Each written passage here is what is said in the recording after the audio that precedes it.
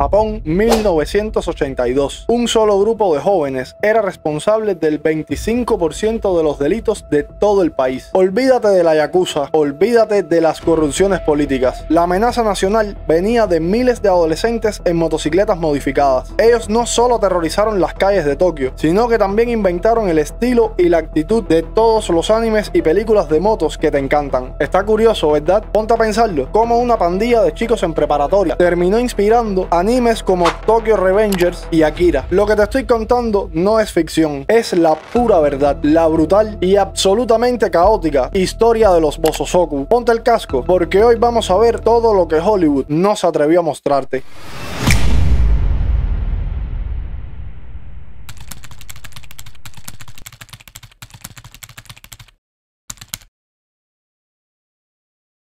Para comprender qué es y de dónde viene la subcultura Bosozoku, hay que remontarse más de medio siglo atrás, en el momento exacto donde culminaba la segunda contienda bélica más grande de la historia, y donde se comenzaba a mostrar en Japón los primeros rayos de una nueva era para la sociedad y la economía. Para más exactitud, la década de los 50. Sí, si no te habías dado cuenta, ya estás viejo. Inicialmente, muchos de los primeros miembros de esta subcultura emergente eran jóvenes excombatientes que regresaban a casa luego del conflicto. Estos, dentro de su idioma, eran conocidos como los Kaminarizoku, o en español, la tribu del trueno. Y pese a que no es un término despectivo, solo mencionarlos era sinónimo de actitudes negativas y actividades de rebeldía. Y es que verás, estos jóvenes veteranos luchaban por reajustarse a la vida civil y a una sociedad japonesa de rápida transformación. Buscaban la adrenalina y la camaradería que habían perdido, ahora lejos del campo de batalla. Cosa que hemos visto a lo largo de esta saga de motoclubs en el canal, ha sido un detonante histórico para la conformación de muchas agrupaciones de motociclistas. Con el tiempo, el grueso de los miembros se transformó en adolescentes marginados de clase baja y media, insatisfechos con el estricto sistema educativo y la uniformidad de la sociedad japonesa. Y fue ahí, en medio de todo ese dilema, cuando las motos se convirtieron en un estandarte de rebeldía y una forma de hacerse notar dentro de una estructura social que los ignoraba. Inicialmente surgieron como grupos de motociclistas que personalizaban sus vehículos, influenciados por la cultura Grazer estadounidense y las películas occidentales de motociclistas. Y si no sabes qué fue la cultura Grazer, pues fue una subcultura urbana de clase trabajadora de los años 50, que se caracterizaban por su estilo único e inconfundible, incluyendo el cabello engominado, de ahí el nombre, Grazer o engrasado. Ejemplos de este estilo pudimos ver al mismísimo Elvis Presley o a John Travolta en su famosísima película Vaselina. Pero volviendo a Japón, el término Bosozoku se acuñó a principios de los años 70 por los medios de comunicación para describir a estos grupos juveniles y su conducción violenta. Estos grupos eran fácilmente reconocibles tanto por su apariencia como por sus vehículos. Vestían uniformes especiales llamados tokofuku, que en japonés significa ropa de ataque especial, y originalmente hacía referencia a los uniformes usados por las unidades de ataque especial, como los kamikaze. A menudo monos o monos de vuelo bordados con insignias, emblemas de pandillas y referencias al militarismo y el kamikaze japonés. Utilizaban hachimaki, un tipo de cintas para la cabeza, y también lucían máscaras médicas. Las motos que conducían, que me atrevo a decir que era una de sus características más icónicas, si no la que más, eran extremadamente modificadas para ser ruidosas y llamativas. Entre las modificaciones más comunes estaban los manillares altos con estilo de cola de langosta, carenados con forma de cohete, a menudo inclinados hacia arriba, asientos largos y altos llamados sandancito o asiento de 3 pasos, escapes ruidosos y pinturas extravagantes. Para conducir estas motocicletas lo hacían de forma masiva y agresiva, y no estamos hablando de 15 o 20 motociclistas, estamos hablando de más de 100 integrantes en algunas ocasiones, llegando a bloquear autopistas, ignorando semáforos o peajes. Todo esto con un ruido ensordecedor que volvía a la ciudad un caos total. Pero había un pequeño problema para cada uno de los integrantes. Entre tanta multitud, destacar no estaba tan fácil, por lo que las modificaciones a motocicletas y automóviles, sí, porque también tenían autos, se volvieron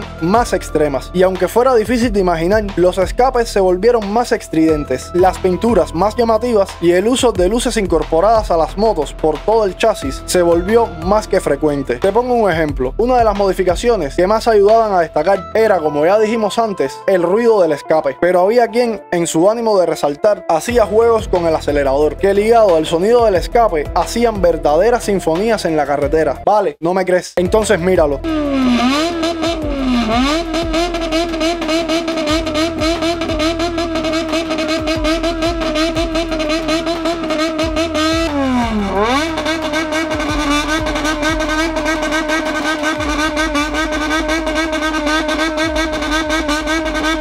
Esto les ayudaba a que solo con el sonido en la distancia ya supieras quién era, qué moto traía, de qué región provenía y en ocasiones a qué grupo pertenecía. Literalmente era la manera en que cantaban las motos, y hoy en día es una de las tradiciones que aún persisten, incluso con competiciones. Los asientos fueron otro tema que sufrió transformaciones a la hora de que algún integrante quisiera resaltar en el grupo. Los asientos Samdan tenían un respaldo bastante elevado, y cuando digo elevado me refiero a extremadamente elevado. Podría variar muchísimo en altura, llegando a medir incluso más de 1 metro, pero aparte de lo estético y lo llamativo, el respaldo elevado contaba también con algunas funciones extras. Por ejemplo, en caso de una caída, este asiento impedía que la moto rodara por encima del piloto, y por si fuera poco, también servía de pantalla en contra de la policía, puesto que a tanta altura resultaba en más dificultad para la policía en poder identificar quién era el piloto. Y por supuesto, funcionaba como un espacio más para más pegatinas, más stickers y más decoración. También servía de apoyo para los pasajeros, que era muy normal que llevaran a alguien detrás que llevaba una bandera del grupo al que pertenecían, y se hace necesario decir que estas banderas eran bastante grandes y pesadas, haciendo que ese respaldo fuera una comodidad bien agradecida. También modificaban los manillares, además de la altura, para volverlos más estrechos. La idea era poder escapar mucho más fácil de barricadas o retenes policiales. Por cierto, si has llegado hasta aquí, doy por hecho que estás suscrito. ¿No? ¿No? Si aún no lo has hecho, puedes hacerlo ahora mismo pulsando ese botón que dice suscribirse justo debajo de este video. Y si ya eres suscriptor, te comento que ya tenemos las membresías disponibles de Ruta Biker GT. Básicamente es una función de YouTube que te permite apoyar nuestro trabajo y pertenecer a esta comunidad online. Espera, no te asustes. Si no te interesa, no te vas a ver afectado en absolutamente nada. Eso sí, si la cosa va bien, vas a notar mucha más calidad en los videos. Tendremos acceso a eventos y más motos para más reviews. También estarías viendo más contenido y seguramente lo vas a disfrutar muchísimo más. Pero si decides apoyarnos por lo que cuesta, quién sabe, tomarte un café, te vamos a obsequiar algunas ventajas como agradecimiento, como sería el acceso a contenido exclusivo que jamás subiríamos de forma pública. Vas a poder definir sobre el futuro del canal, tener encuestas exclusivas y algo a lo que le dedicamos muchísimo tiempo para que lo disfrutes. Al lado de tu nombre tendrás una insignia, la cual irá evolucionando con el tiempo en base a tu lealtad. Si quieres apoyar esta locura, puedes ver las opciones disponibles en ese botón que dice unirse debajo de este video. Recuerda siempre que tu apoyo es totalmente opcional, pero lo agradecemos bastante. Ahora sí, de vuelta al tema. Te estarás preguntando, ¿qué lograban con todo esto? Pues el propósito principal era la adrenalina, la camaradería y la demostración de poder o reputación ante la sociedad y las bandas rivales. Se dedicaban principalmente a actos de delincuencia juvenil y vandalismo. Lo más común era la conducción temeraria y las marchas masivas, llamadas Tukai, que aterrorizaban a los civiles y paralizaban el tráfico. También ocasionaban peleas con bandas rivales, sobre todo por disputas territoriales, utilizando como armas bates de béisbol, tubos de metal o sables de madera. También atacaban a automovilistas o peatones que expresaban desaprobación o descontento. Y pese a que no estaban directamente a la altura de la Yakuza, algunos de estos grupos actuaban como canteras de reclutamiento para las familias criminales más grandes. El apogeo de los Bosozoku, o su punto de mayor actividad, fue a principios de los años 80. En 1982 se estima que habían alrededor de 42.510 miembros por todo Japón, convirtiéndose en la principal forma de delincuencia juvenil. Como podrás imaginar, a tantos delincuentes, mayor cantidad de enfrentamientos. Además que como cosa cotidiana, los Bosozoku se dedicaban a provocar a la policía, a menudo jugando al gato y al ratón en las autopistas, haciendo que las autoridades y los juzgados intensificaran las persecuciones en su contra. ¿Y por qué ya no están? Y si están, ¿por qué no actúan ya de la misma forma? Esto fue debido a una combinación de factores. En la primera década de los 2000, el gobierno japonés implementó leyes de tráfico más severas que apuntaban específicamente a las actividades de esta subcultura. Se impusieron multas más altas y penas de cárcel más largas por conducción temeraria, especialmente cuando se realizaba en grupo, y también por modificaciones ilegales a vehículos. Unido a esto, la policía adoptó tácticas más agresivas, incluyendo el uso de videocámaras para identificar a los infractores y arrestar a los cabecillas. Y como si no bastara, la baja natalidad en Japón y un cambio en la cultura juvenil con menos necesidad de la rebeldía extrema contribuyeron al desvanecimiento del fenómeno en gran medida. En la actualidad, la subcultura Bosozoku ha disminuido drásticamente. El número de miembros reportados cayó unos pocos miles a principios de 2010 y hoy en día son, en gran medida, una minoría residual y menos violenta, a menudo reducida a un mero estilo estético. En comparación con sus años dorados, claro. El legado de los Bosozoku trasciende con creces su actividad criminal. Su estética y sus hitos de rebeldía han sido inmortalizados en innumerables obras de ficción. Ejemplos notables de estos incluyen en la serie de 1982 y su posterior película de 1988, tituladas con el nombre de Akira, se encuentra la pandilla de motociclistas de Kaneda, que está claramente inspirada en estos personajes que describimos hoy. Shonen Yunai Gumi o Great Teacher Onizuka, un anime, presenta y relata la vida de dos ex Bosozoku, y en Tokyo Revengers, una serie de gran éxito, se toma esta subcultura de rebeldía como tema central. Pero no solamente en el mundo anime y manga dejaron su huella, sino que también su estética, su estilo distintivo de tuning de motos y coches, conocido como Bosozoku Style o Bosozoku Kaido Racer, se ha convertido en un género de modificación automovilística respetado y reconocible. Dicho esto, no podemos pasar por alto su influencia en la cultura biker mundial. Aunque el Bosozoku es único de Japón, su imagen de pandillas de motociclistas con código de honor, jerarquías y uniformes especializados es un arquetipo que resuena en la cultura biker global. Motoclubs como los Outlast Motorcycle Club